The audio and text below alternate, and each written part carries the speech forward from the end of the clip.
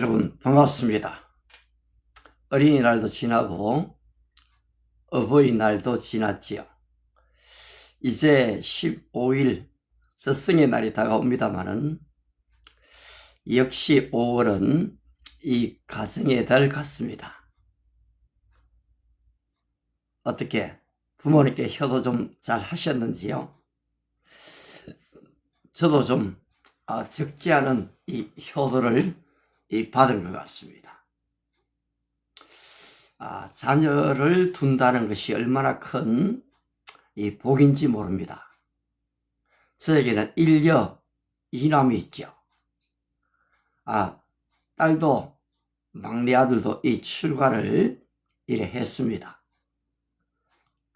그리고 또 큰아들이 좀 남아 있습니다만은 어제는 큰아들과 함께 좀 식사하면서 대화하는 시간을 가졌습니다. 여러분도 좋은 시간을 가졌으리라 생각합니다. 오늘은 이 한국어 영어로의 시간이 아닌 한국어만으로, 그러면서 우리 최규용님 변함없이 늘 또 이렇게 들으셔서 감사합니다. 제가 이름을 다 부르지는 않지만은 그래도 여러분의 이름을 조금씩 이 눈에다가 지금 안경에 사진을 좀 찍고 있습니다. 고맙습니다. 우리 신동찬님도 감사합니다. 오늘 좀 나누려고 하는 것은 제 마음속에 오랫도록 좀 간직해 왔던 논문을 쓰고 싶은 한 가지가 있었습니다. 그게 뭐냐니까 이 하나님의 세계 경영과 AI 문명 전환입니다.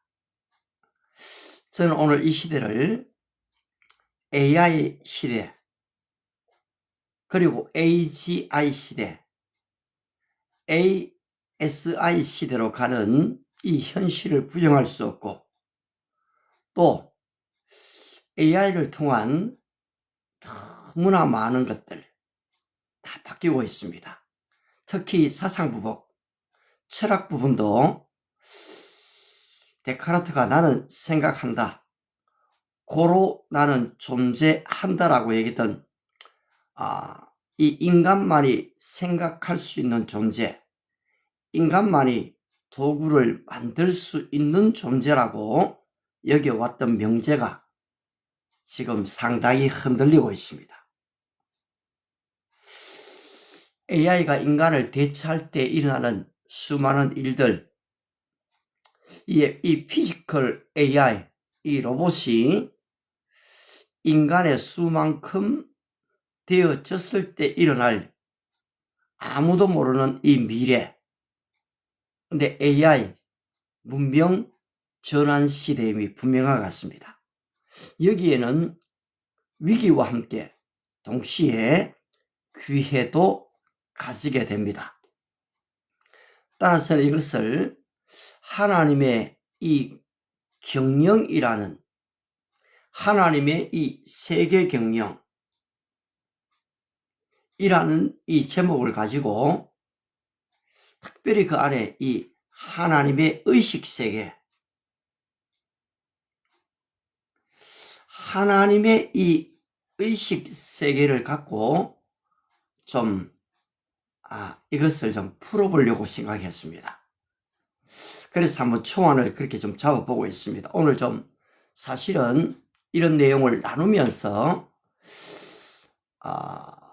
어떤 완성된 것을 발표하기보다는 지금 제 속에 있는 생각을 좀 이래 노출시키고 나누면서 저는 좀 제 사고를 다시 형성해가는 좀 그런 스타일입니다. 혹시 여러분이 들으시고 저 아이디어에 요런 게 좀 들어가면 더 좋을 것 같아요 하는 생각들이 있으면 여러분이 또 좀 말씀해 주셔도 됩니다. 제목은 바로 하나님의 세계 경영과 AI 문명 전환입니다. 솔직히 제게 이 문명이라는 글을 쓴다는 게 별로 어울리진 않습니다. 그런데 오래전에 세무엘 헌팅턴의 문명의 충돌을 읽고 여기에 대한 생각들이 좀 제 안에 쌓여왔다는 것도 부인하지 않습니다. 한번 좀 초안을 말씀드리겠습니다.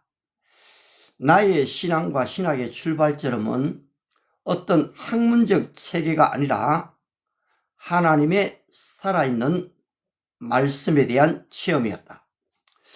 고등학교 2학년 시절 나는 처음으로 신구약 성경 전체를 읽었다. 그때부터 성경은 단순한 종교 서적이 아니라 늘 몸에 지니고 다니는 책이 되었고, 어디를 가든 성경을 들고 다니며 읽는 습관이 형성되었다. 특히 새벽기도 이후 성경을 3장씩 읽는 시간을 통해 나는 말씀이 단지 기록된 텍스트가 아니라 살아있는 하나님의 음성이라는 사실을 점차 경험하기 시작했다.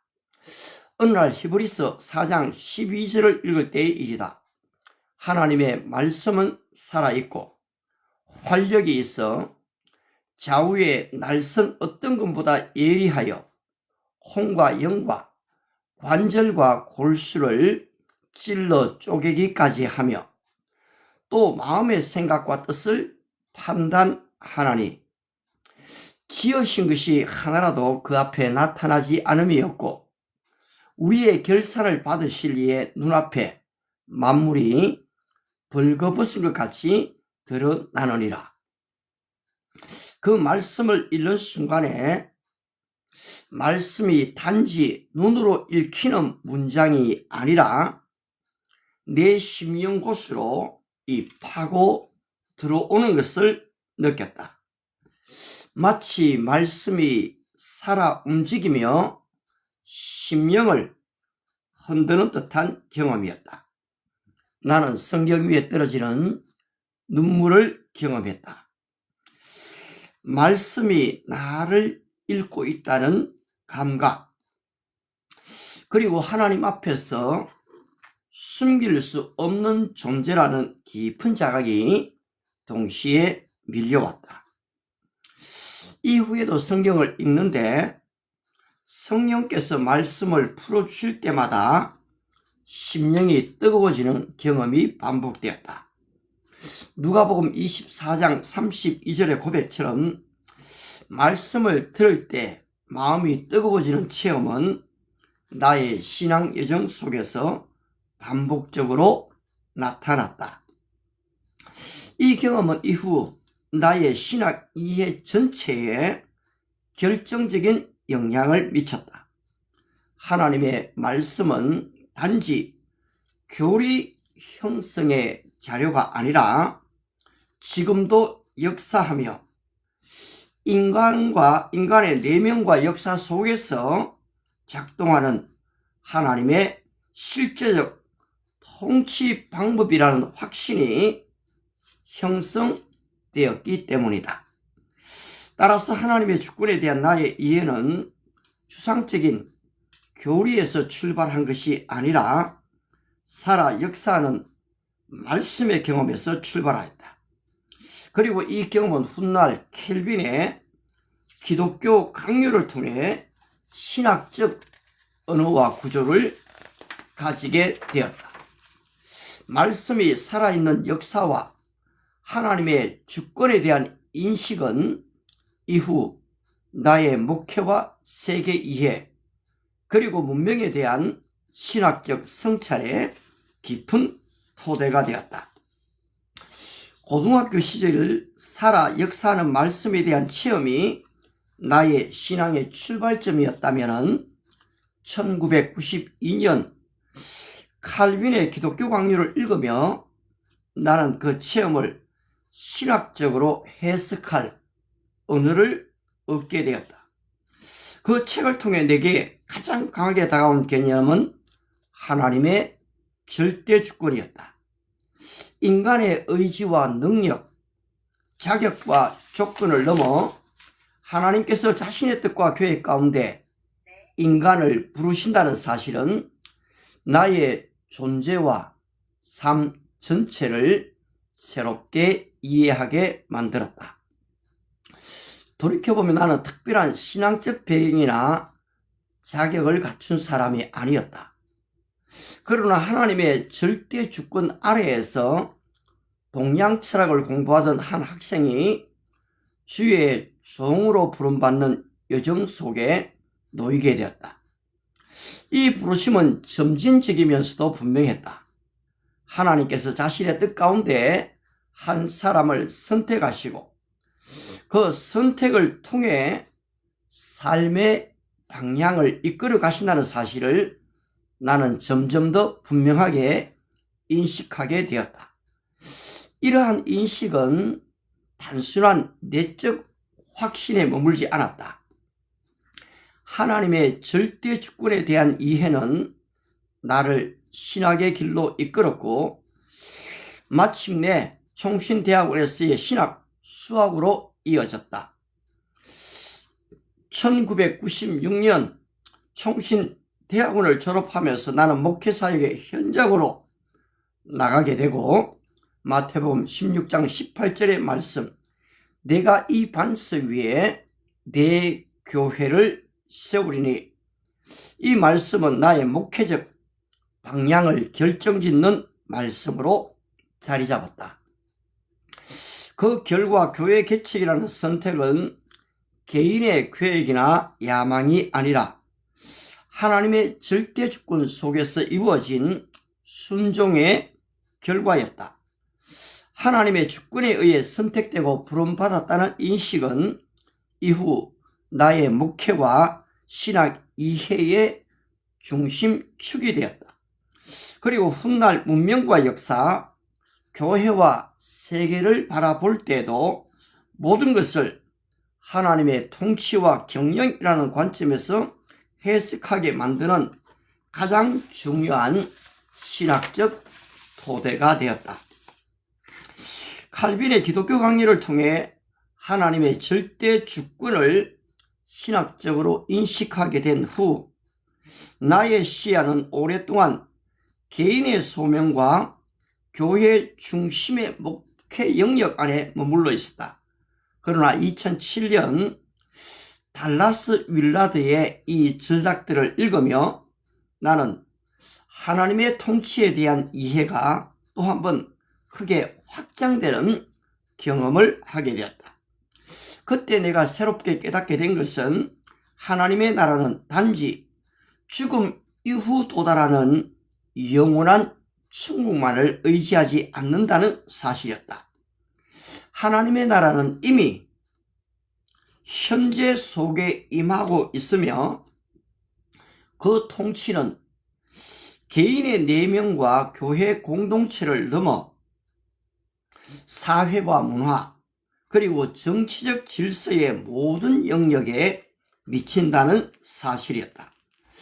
하나님의 나라는 단지 종교적 영역 안에 제한된 개념이 아니라 하나님의 주권이 실제로 작동하는 모든 삶의 영역 속에서 현실적이고 구체적으로 드러나는 통치의 질서였다. 이 깨달음은 목회자로서 나의 설교 이해에도 중요한 변화를 가져왔다. 설교는 단지 성경 지식을 전달하거나 내세의 소망을 설명하는 행위가 아니라 예수 그리스도의 말씀과 인격을 믿는 믿음을 통해 하나님 나라의 현실적 실체를 말과 삶으로 제시하는 사명이라는 인식이 형성되었다. 따라서 설교는 단순한 종교적 연설이 아니라 하나님의 나라가 이미 시작되었으며 지금도 이 방송 가운데서도 인간의 삶과 사회 속에서 역사하고 있다는 사실을 증언하는 행위가 되어야 한다는 확신이 자리 잡게 되었다. 이러한 인식은 이후 나의 세계 이해를 더욱 넓히는 계기가 되었고 특히 문명과 역사 속에서 하나님 나라가 어떻게 드러나고 작동하는지를 신학적으로 탐구하게 만드는 중요한 출발점이 된 것도 사실이다. 나는 오랫동안 성경을 신학적, 후속사적 관점에서 이해해왔다. 족장시대에서 복음시대에 이르기까지 하나님의 구원 역사가 어떻게 전개되어 왔는지를 중심으로 성경을 읽고 설교하며 목회해왔다. 그러나 세계의 역사와 문명을 성경과 연결하여 바라보는 시야는 오랫동안 충분히 형성되지 못했다. 성경은 구속의 역사로 이해했지만 문명과 문화의 형성이라는 관점에서 읽지는 못했던 것이다. 이러한 시야의 전환은 새무엘 헌팅턴의 문명의 충돌을 읽으면서 시작되었다. 그 책은 정치학과 국제관계의 관점에서 쓰인 저작이었지만 나는 그것을 단순한 국제정치 분석서로 읽지 않았다. 오히려 성경과 교회사 그리고 세계 복음화의 관점에서 읽기 시작했다. 그 과정에서 한 가지 중요한 것이 보이기 시작했다. 성경의 역사는 단지 종교적 사건들의 연속이 아니라 각 시대의 문화와 문명을 형성하며 세계 역사의 흐름을 이끌어온 거대한 이야기라는 사실이었다. 족장 시대에서 이스라엘 공동체의 형성, 율법과 예언자 전통, 그리고 복음 시대를 통한 교회의 확장에 이르기까지 성경 속 하나님의 역사는 언제나 문화와 사회, 그리고 문명의 형성과 깊이 연결되어 있었다. 그러나 동시에 타락한 인간의 역사 또한 문명 속에 함께 존재해 왔다.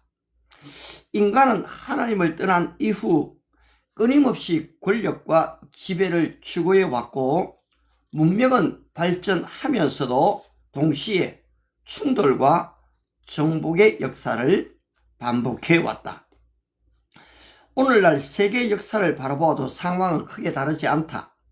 국가와 문명은 여전히 영향력과 지배를 위해 경쟁하고 충돌한다.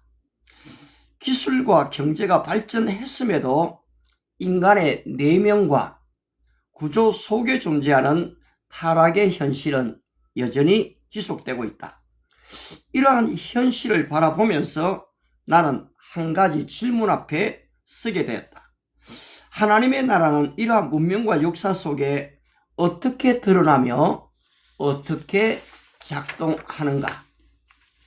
그리고 이 질문은 칼빈의 하나님의 주권 사상, 하나님의 나라에 대한 신학적 이해, 그리고 세계 문명과 교회의 관계를 하나의 통합된 시야로 바라보게 만드는 새로운 탐구의 출발점이 되어졌다. 칼빈주의 사상과 자유주의라는 사상이라는 책을 읽으면서 나는 이제까지 막연하게 느끼고 있던 한 가지 사실을 분명하게 인식하게 된다. 그것은 유럽의 자유와 미국의 자유가 같은 뿌리에서 출발한 것이 아니라는 점이었다. 유럽의 자유는 오랜 세월 동안 왕권과 교권 그리고 절대 권력에 대한 투쟁 속에서 형성되었다. 그 과정에서 인간 중심의 자유 개념이 점차 강화되었고 자유는 점점 더 인간 스스로의 권리와 선택을 중심으로 이해되기 시작했다. 많은 나라들이 이러한 인본주의적 자유를 확보하기 위해 오랜 시간 싸워왔다. 반면 미국의 자유는 단순히 정치적 투쟁의 산물로만 형성된 것이 아니었다. 미국의 건국과 헌정 과정에는 복음주의 신앙과 성경적 세계관이 깊이 자리 잡고 있었다. 인간의 권리와 자유는 하나님 앞에서 책임과 양심의 자유라는 신앙적 토대 위에서 이해되고 제도화되어졌다. 이 두 자유의 흐름은 겉으로는 비슷해 보이지만 그 출발점과 방향에서 분명한 차이를 보였다. 유럽의 많은 사회가 자유를 획득한 이후 점차 하나님을 공적 영역에서 배제하기 시작했고, 그 결과 물질적 번영과 제도적 자유 속에서도 영적 기반을 상실하는 모습을 보이게 되었다. 자유는 확대된 것 같았지만 그 자유를 지탱하던 초월적 토대가 약화되면서 사회적 혼란과 가치의 붕괴가 함께 나타나기 시작했다. 미국 역사 또한 예외는 아니었다. 자유의 확대와 민주적 자본주의의 발전은 엄청난 번영을 가져왔지만 동시에 자유의 남용과 물질 중심 문화는 도덕적, 영적 타락이라는 또 다른 문제를 낳게 된다. 그럼에도 불구하고 미국 사회가 오랜 기간 세계적 영향력을 유지할 수 있던 이유 중 하나는 초기 건국 과정 속에 형성된 신앙적, 도덕적 토대가 완전히 사라지지 않았기 때문이라고 생각한다. 이러한 인식은 내 안에 한 가지 질문을 심어주었다. 복음적 신앙은 어떻게 자유의 문명을 형성하였는가? 그리고 그 문명은 왜 약화되고 있는가? 이 질문은 단순한 학문적 호기심만은 아니었다. 이 책을 읽으며 나는 언젠가 이 문제를 통합적으로 다루는 논문을 쓰고 싶다는 깊은 동기를 갖게 되었다. 그 동기는 이후 실제 행동으로 이어졌다. 미국을 방문하면서 이 사상의 흐름이 형성된 역사적 공간들을 직접 보고 싶었고, 특히 저자의 출신 학교인 예일대학교도 방문하게 된 것도 이러한 탐구의 연장선에 있었다. 돌이켜보면 이 경험은 하나의 학문적인 관심을 넘어 평생에 걸쳐 정리해야 할 연구과제로 내 안에 자리 잡게 된다. 그리고 이제 하나님의 주권과 하나님의 나라, 문명과 자유, 그리고 다음 세대를 향한 신앙의 유산을 하나의 통합된 시야로 정리하려는 시도가 이 논문으로 이어지고 있는 것도 사실이다. 마르틴 루터가 종교개혁의 도화선을 점화한 인물이라면 장 깔뱅은 하나님의 주권이라는 거대한 신학적 사상을 중심으로 기독교 교리를 체계화한 종교개혁의 완성자라고 할 수 있다. 루터의 종교개혁이 교회의 부패와 왜곡된 구원교리를 바로잡는 폭발적 출발점이었다면, 칼빈은 그 개혁을 신학적, 교회적, 사회적 구조 속에서 지속 가능한 체계로 정리하고 확장한 인물이었다. 흥미로운 사실은 칼빈 자신이 본래부터 종교개혁의 지도자가 되기를 의도했던 인물이 아니라는 점이다. 그는 인문주의적 학문과 법학을 공부하던 학자였으며 조용한 연구와 저술의 삶을 선호했던 인물이었다. 그러나 제네바를 지나던 여정 속에서 종교개혁자 기욤 파렐과의 만남은 그의 삶의 방향을 결정적으로 바꾸는 계기가 되었다. 파렐은 칼빈에게 제네바에 머물러 종교개혁 사역에 동참할 것을 강하게 요청하였고, 칼빈은 이를 단순한 인간적 권유가 아니라 하나님의 부르심으로 받아들이게 되었다. 이 사건은 칼빈 개인의 삶의 전환점일 뿐 아니라 종교개혁 역사 전체의 방향을 바꾸는 계기가 된다. 제네바에서 칼빈이 추구했던 것은 단순한 교회 개혁이나 신학 체계 정립에 머물지 않았다. 그의 관심은 성경이 말하는 하나님의 주권과 하나님의 나라의 질서를 이 땅 위에 실제 사회에서 구현하는 것이었다. 칼빈에 있어 하나님의 주권은 교회 내부의 교리적 선언에 머무는 개념이 아니었다. 그 주권은 인간의 삶과 사회, 정치와 경제, 교육과 문화 등 모든 영역 위에 실제로 작동하는 통치 원리였다. 따라서 제네바는 단순한 도시가 아니라 하나님의 주권 아래에서 질서가 형성되는 하나의 실험적 공동체로 이해될 수 있다. 칼빈은 말씀과 교육, 윤리와 공동체 질서를 통해 성경적 가치가 사회 구조 속에 구현되는 모델을 세우고자 했다. 이러한 시도는 이후 유럽과 영국 그리고 신대륙에 이르기까지 깊은 영향을 미치게 된다. 특히 청교도 운동은 칼빈주의 신학을 바탕으로 신앙과 사회 질서, 자유와 책임을 결합한 새로운 공동체 모델을 형성해 나갔다.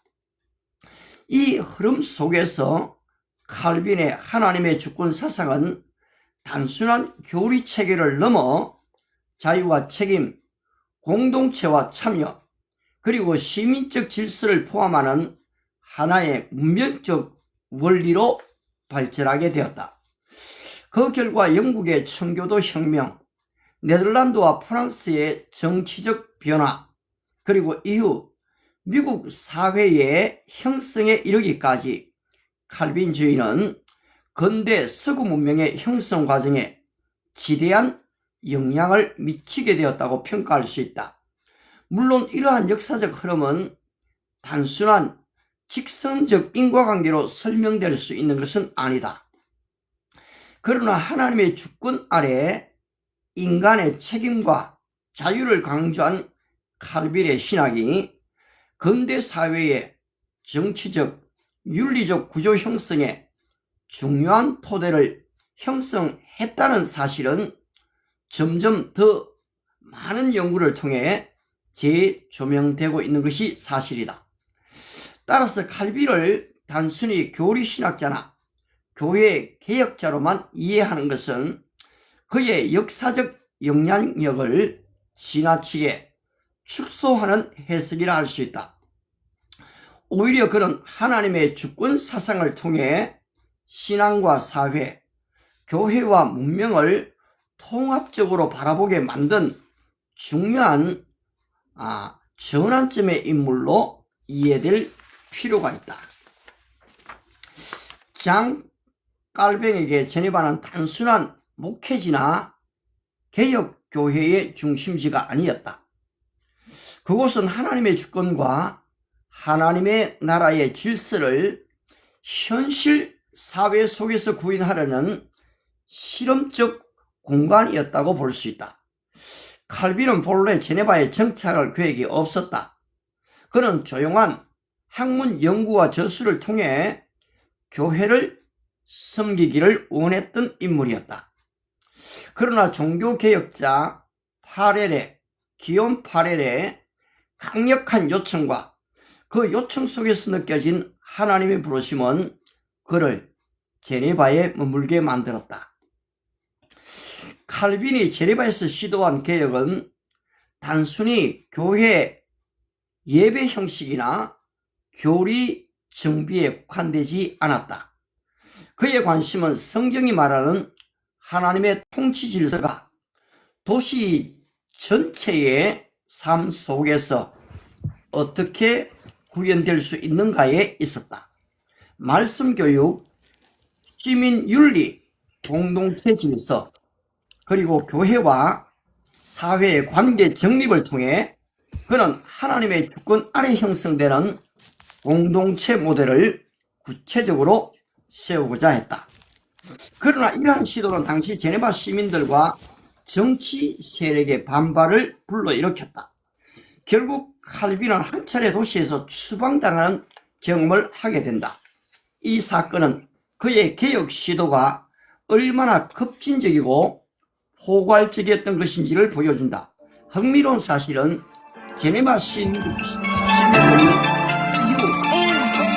다시 칼빈을 지옥에 가게 될 그대 온갖 죄악을 또 들어오시겠지만은 이렇게 조금 방해를 계속 하는 분도 있습니다. 좀 참아주시면 좋겠는데요.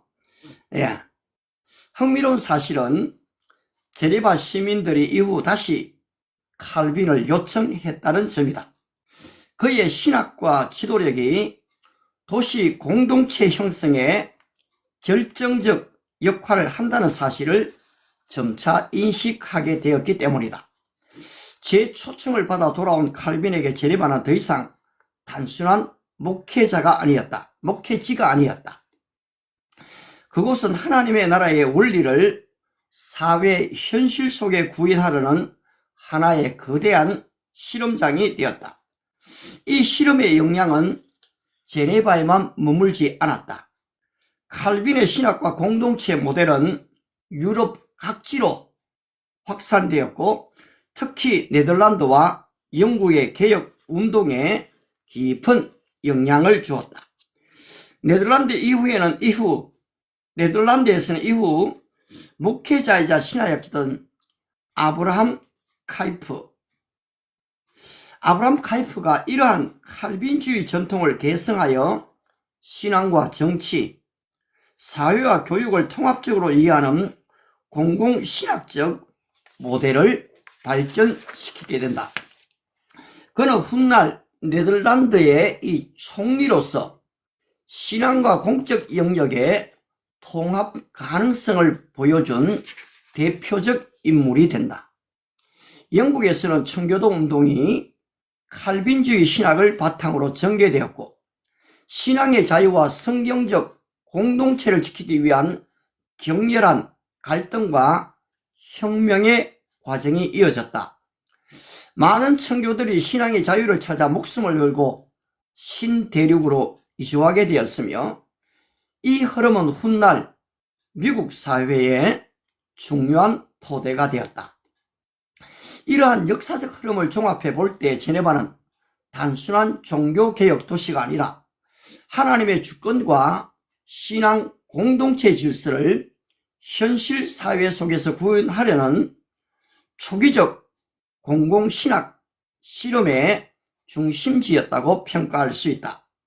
그리고 이 실험은 이후 서구 문명과 자유개념 그리고 신앙과 사회의 관계를 형성하는 데 지속적인 영향을 미치게 된다. 자, 이렇게 해서 사실 여러분 좀 장시간 들으셨는데요. 지금 쓰리는 논문이 단순히 이 신학 질문이 아니고 어떻게 보면 좀 인생의 질문인 것도 사실입니다.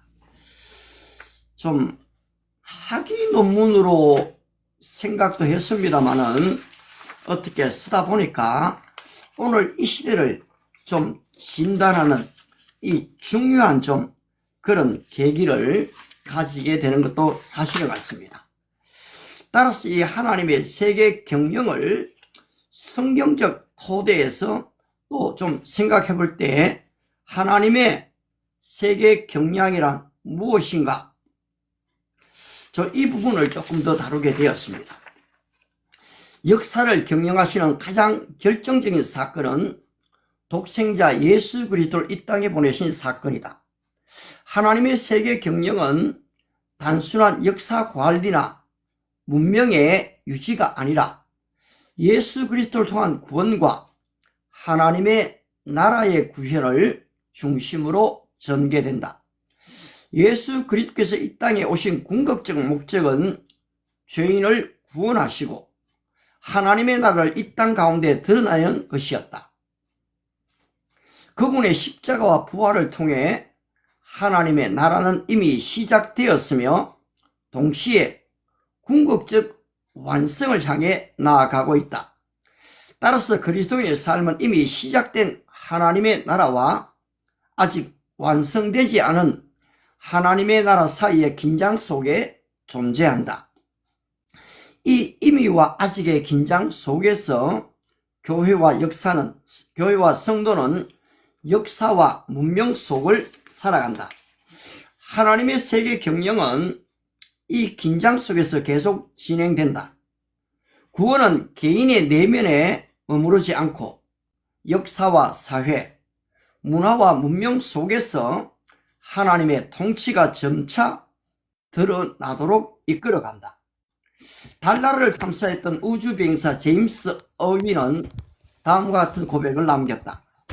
예수께서 이 땅을 걸으신 것은 인간이 달 위를 걸은 것보다 더 위대한 사건이다. 이 고백은 기술 문명이 아무리 발전하더라도 인류 역사 속에서 가장 결정적인 사건은 예수 그리스도의 성육신과 하나님 나라의 도래라는 사실을 상기시켜준다. 그러므로 그리스도인은 기술과 문명의 발전을 따라가는 존재가 아니라 하나님의 나라를 향해 살아가는 존재이다. 사도 바울의 고백처럼 우리가 살아도 주를 위해 살고 죽어도 주를 위하여 죽나니 그러므로 사나 죽으나 우리가 주의 것이다. 이 고백은 단지 개인의 신앙 고백이 아니라 하나님의 나라를 향한 존재론적 방향을 선언하는 말이다. 그리스도인은 생존과 번영을 위해 존재하는 것이 아니라 하나님의 나라가 구현되도록 살아가는 존재이다. 따라서 하나님의 세계 경영을 이해한다는 것은 단순히 미래를 예측하거나 시대를 분석하는 것이 아니라 이미 시작된 하나님의 나라의 흐름 속에서 자신의 삶과 사명을 재정립하는 일과 연결된다. 좀 적지 않은 양을 사실 좀 말하게 됐는데요. 지금 우리가 살아가는 시대는 단순한 변화의 시대가 아니라 문명의 방향이 근본적으로 전환되는 시기라고 생각한다. 나는 이 시대를 하나의 마지막 전환기로 느낀다. 역사를 돌아보면 인류 문명은 여러 차례의 전환기를 가져왔다. 홍수 이전의 시대, 바벨탑 이후의 시대, 그리스 로마 문명의 전환기, 그리고 종교개혁과 산업혁명을 거치는 과정 속에 문명은 계속 이동하고 재구성되어 왔다. 그러나 지금 우리가 마주한 전환기는 이전의 어떤 전환기에도 다른 성격을 지니고 있다. 기술 문명은 인간의 삶의 방식을 넘어 인간 존재 자체를 재정의하려 하고 있으며 인공지능과 생명공학, 우주 개발과 디지털 문명은 인류의 활동 무대를 지구 밖으로 확장시키고 있다.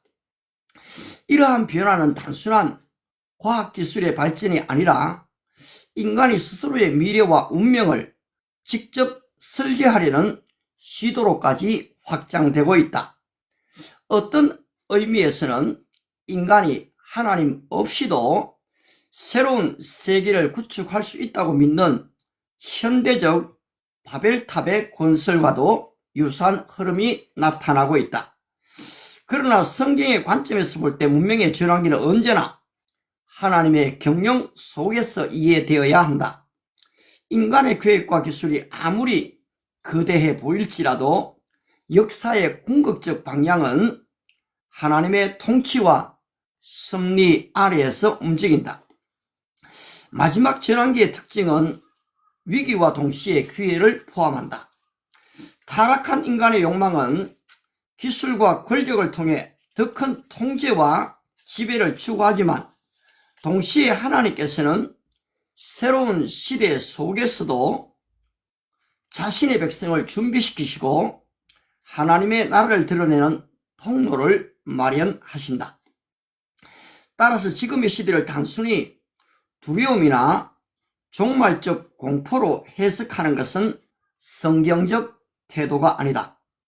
오히려 노아가 홍수 이전 시대에 방주를 준비했듯이 요셉이 기근의 시대를 대비했듯이 산타가 부배 엄마 보지 말고 다니엘이 찾아갈게요. 제국의 변화 속에서 내가 부배 엄마 아저씨 하나님의 부배 엄마 뜻을 보지 고비가 찢어버렸다. 분별하고 병진이랑 고비가 부배 준비했듯이 엄마 보지 식탁냈다. 이 전환기의 시대 역시 하나님의 백성이 깨어서 준비해야 할 시간이다. 마지막 전환기라는 인식은 절망의 선언이 아니라 책임의 선언이다. 지금의 교회와 그리스도인은 기술 문명의 흐름을 무비판적으로 따르는 존재가 아니라 하나님의 세계 경영을 분별하며 다가올 시대를 준비하는 영적, 운명적 제사장으로 부름받았기 때문이다. 여러분 좀 일단은 여기까지를 좀 하겠습니다. 그 다음에 AI 문명과 존재론적인 전환 문제에서 인간이란 무엇인가를 좀 다루게 되는데요. 오늘 여러분 장시간 들으셔서 감사합니다. 요즘 안 들어오던 또 이 방송 이 방해꾼이라고 얘기할까요? 아무튼 또 본인들의 또 지향하는 바들이 있기 때문에 제가 그냥 쉽게 말하지는 않겠습니다만은 남의 방송에 좀 아무런 예고도 없이 들어올 때 조금은 당혹스러움이 있습니다만은 이것도 사실 우리의 삶의 현실이고 또 그러면서 사실은 제가 이 모노레이트가 좀 있으면은 이것을 좀 방지할 수 있는데 아직까지 그런 여건까지는 갖추지를 못해서 제 불찰인 것도 사실입니다. 그런 면에서는 앞으로 이 모노레이터 한두 분, 그러니까 결국 계속해서 여기 6시에 이 방송에 외부 사람들이 초청 없이 들어오는 것을 좀 억제시키는 모노레이터가 있으면은 사실은 좀 미연에 방지할 수가 있는데요. 우리 김정수님 반갑습니다. 또 말씀 감사합니다 라고 이렇게 적어주셨는데요. 오늘은 제가 좀 진짜 오랜 세월 동안에 이 생각해 왔던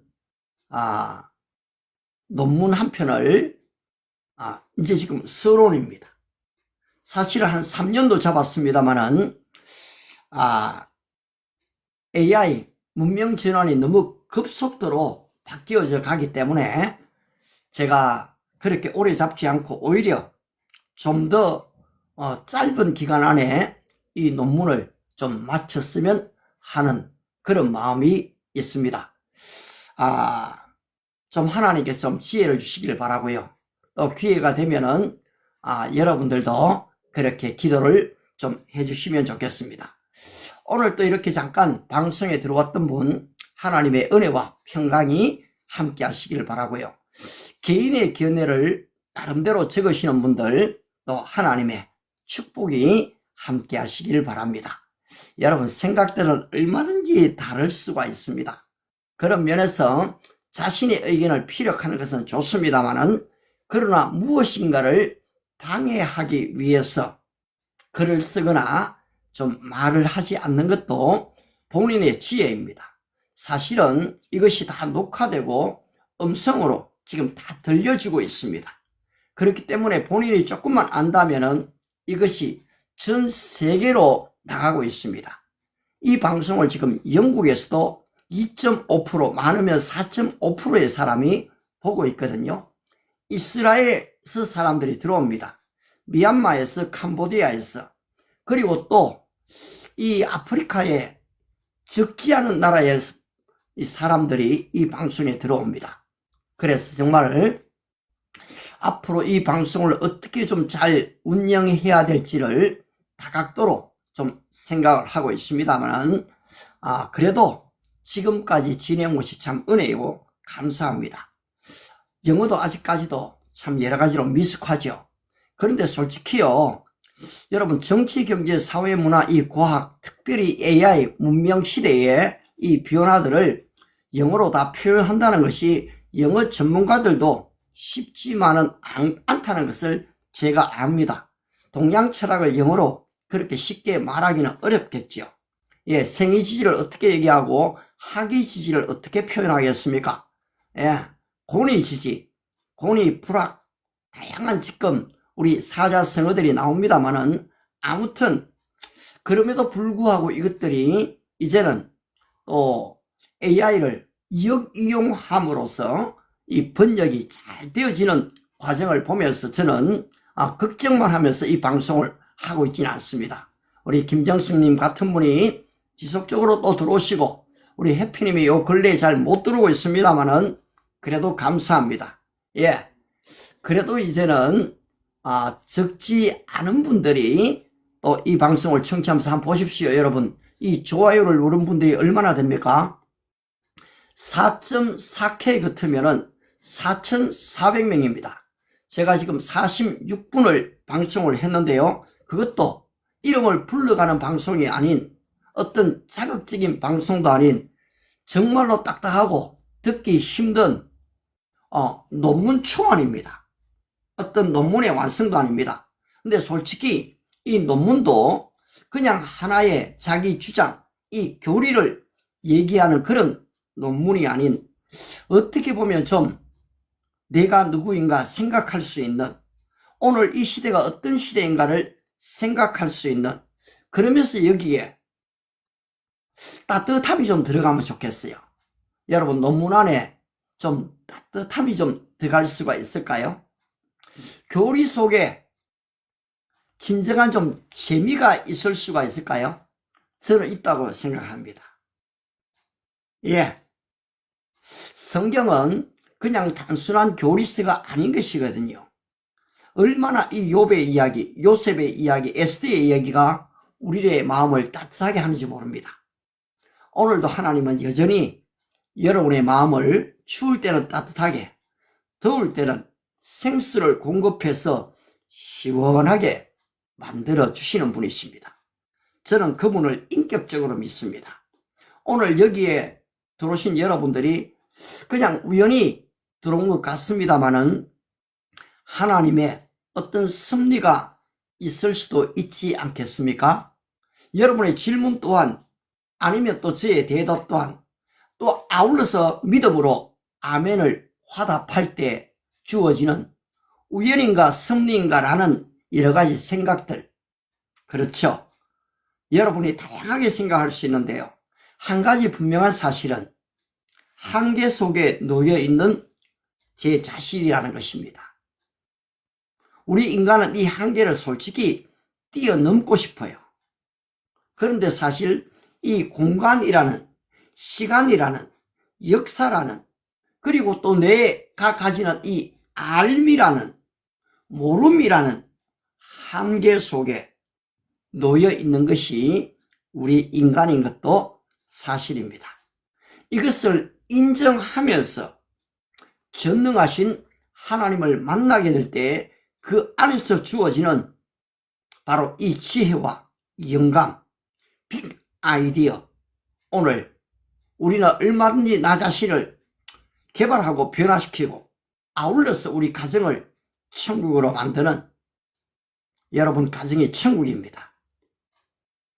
저는 이제 또 다음 주 화요일 날 국제 결혼을 한 한 분을 좀 만나게 되는데요. 여러분 국제 결혼이 쉽지가 않지 않습니까? 부부의 언어가 같지가 않지요. 자녀가 태어나면 어떻게 양육하는가? 또 이 시민권을 얻고 또 여기에서 사업을 전개하는 일들 참 쉽지 않습니다. 그런데 저희 교회 적지 않은 세월 동안에 나왔고 지금은 오랫동안 떨어져 있었죠. 그런데 저를 필요로 할 때는 저는 달려갑니다. 화요일 날 제가 만나서 좀 진지하게 삶을 이야기하고 저는 단순히 그 한 사람만을 바라보는 것만 아닙니다. 더 많은 이 국제 결혼을 하신 분들이 얼마나 어려움 가운데 처해 있는지를 또 알고 있기 때문에 그런 데 대해서 도움이 좀 되면 좋겠습니다. 하나님, 우리 이란 친구 하나님이 축복해 주시고 우크라이나, 러시아, 이스라엘, 미국과의 이 전쟁도 좀 끝이 나는 그런 은혜를 주시기를 바랍니다. 오늘도 기도하는 마음입니다. 좋아요를 눌러주신 분들 너무 감사드리고요. 조용히 또 경청해 주신 분들 오늘 참 감사합니다. 사실 상당히 긴 이 논문에 초안 내용이었습니다. 근데 이것을 좀 이야기하면서 저는 이것을 발전시켜 나가려고 합니다. 그리고 여러분들이 사실은 저의 엄청난 조력자가 되어집니다. 예, 고맙습니다. 좀 박수 듣고 싶은데 잘못해서 미안하고요. 다음에 또 뵙도록 하겠습니다. 예, 바이바이. 저기 건너 해당은 태도가 성범죄자의 랭크나고 국쇼